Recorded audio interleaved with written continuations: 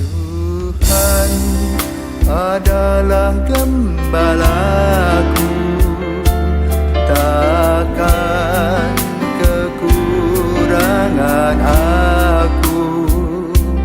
Ia membaringkan aku di padang berumput hijau. Saudara-saudari yang terkasih di dalam Kristus, selamat pagi. Salam jumpa lagi dalam Sabda Siap Saji. Kamis 2 November 2023, pengenangan arwah semua orang beriman. Dalam nama Bapa dan Putra dan Roh Kudus. Amin. Kristus pokok kehidupan, Engkau sumber pengampunan yang menjamin kebangkitan bagi umat yang beriman. Engkau telah mengalami kematian sangat ngeri karena taat pada Bapa, tetap setia sepenuhnya. Maka maut kau kalahkan, berjayalah kehidupan, besarkanlah hati kami yang sedang berduka ini. Semoga arwah saudara yang pindah ke alam baka, kau izinkan berbahagia, hidup mulia selamanya. Amin. Tuhan bersamamu dan bersama rohmu. Inilah Injil Yesus Kristus menurut Yohanes. Dimuliakanlah Tuhan. Yohanes bab 6 ayat 37 sampai dengan 40. Dalam rumah ibadat di Kapernaum, Yesus berkata kepada orang banyak, "Semua yang diberikan Bapa kepadaku akan datang kepadaku. Ia tidak akan kubuang sebab aku telah turun dari surga. Bukan untuk melakukan kehendakku, tetapi untuk melakukan kehendak Dia yang telah mengutus aku.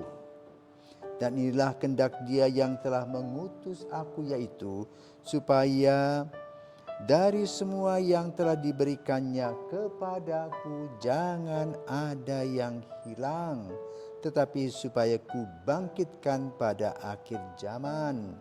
Sebab inilah kehendak Bapa-Ku, yaitu supaya setiap orang yang melihat Anak dan yang percaya kepadanya beroleh hidup yang kekal, dan supaya aku membangkitkannya pada akhir zaman."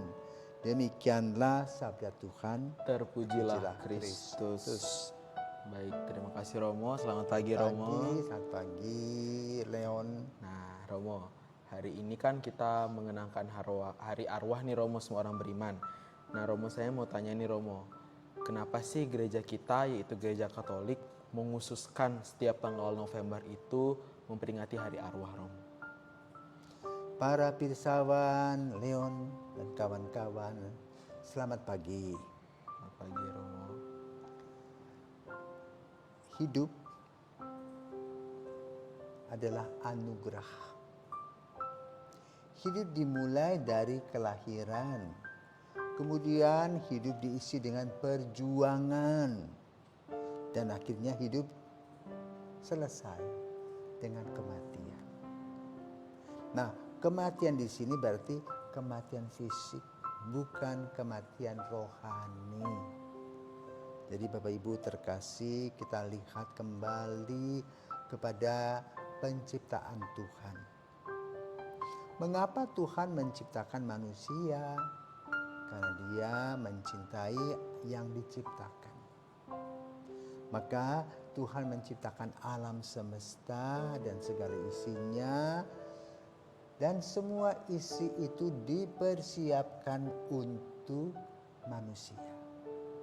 Maka refleksi penciptaan itu digambarkan dalam kitab Kejadian, di mana awal mula alam misalkan gelap dan terang dan seterusnya, lalu menciptakan binatang, tumbuh-tumbuhan, dan yang terakhir manusia yang disebut Adam laki-laki. Digambarkan bahwa Allah membentuk manusia dari tanah, kemudian menghembuskan nafas dengan nefesh dalam bahasa Ibrani, sehingga dia hidup Kemudian Tuhan juga mengambil dari tulang rusuk digambarkan dalam kitab Kejadian. Lalu hadirlah Hawa, itu perempuan. Maka kemudian Tuhan mengingatkan bahwa kamu adalah citraku, citra Allah. Dan dikatakan beranak cuculah dan isilah bumi. Maka Adam dan Hawa melakukan apa yang disebut dengan hubungan suami istri yang kemudian melahirkan anak.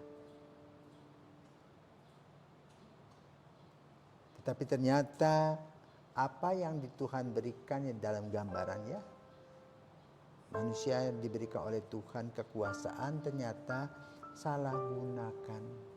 Maka lahirlah dosa, iri hati dan dengki, pengen tahu lebih banyak dan ingin berkuasa dengan kesombongan, jatuhlah dia ke dalam dosa. Dan dosa yang satu melahirkan dosa yang lain. Ya. Dosa Adam dan Hawa adalah kesombongan, tidak memangkui Allah.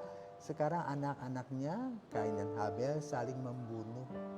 Kemudian Kain digambarkan ketika ditanya, di mana adikmu? Jawabnya apa? Siapa yang repot dengan adikku? Bukan aku yang menjaga.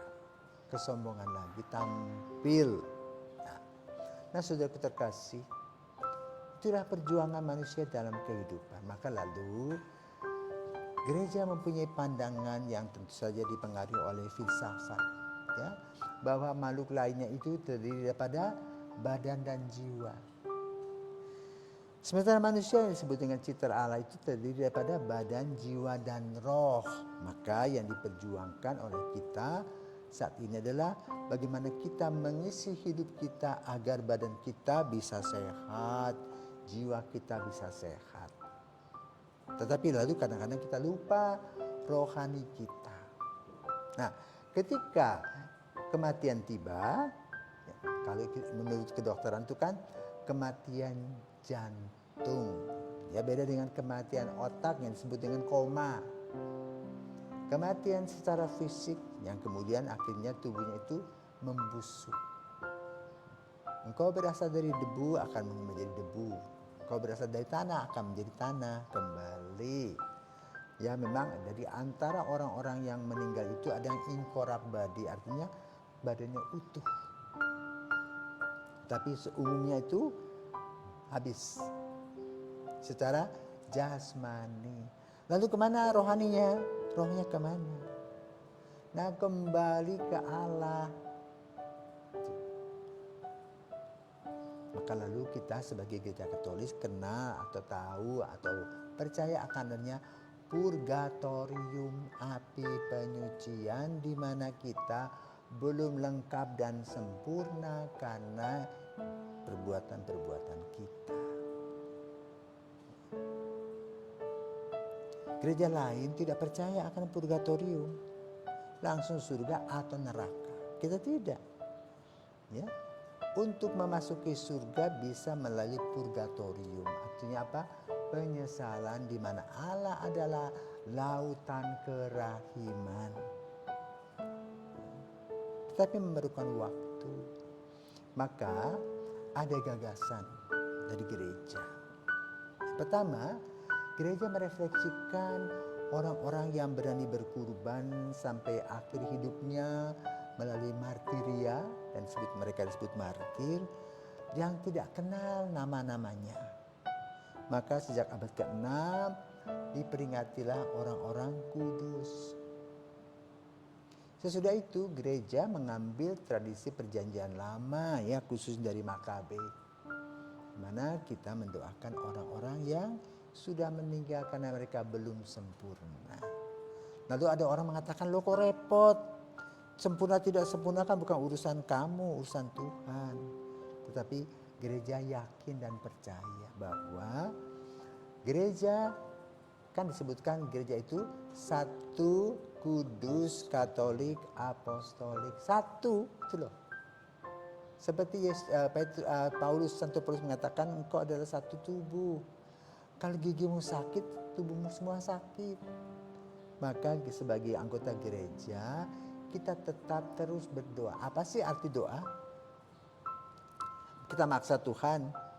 Tidak, kita hanya datang kepada Tuhan. Pertama, Tuhan, kami mengucap syukur kepadamu untuk makhluk ciptaan yang kini sudah tiada. Kami mohon, ya, kami berharap mereka hidup dalam sukacita di surga, berbahagia memandang Engkau dengan sukacita dan gembira. Itu berharap, maka kita tetap mendoakan karena satu kesatuan kita dengan mereka yang telah lebih dahulu meninggalkan kita.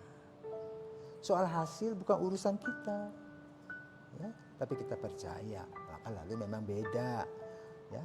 Ada pandangan-pandangan mengatakan, yang penting sola fide sudah selesai toh. Kok kamu ini?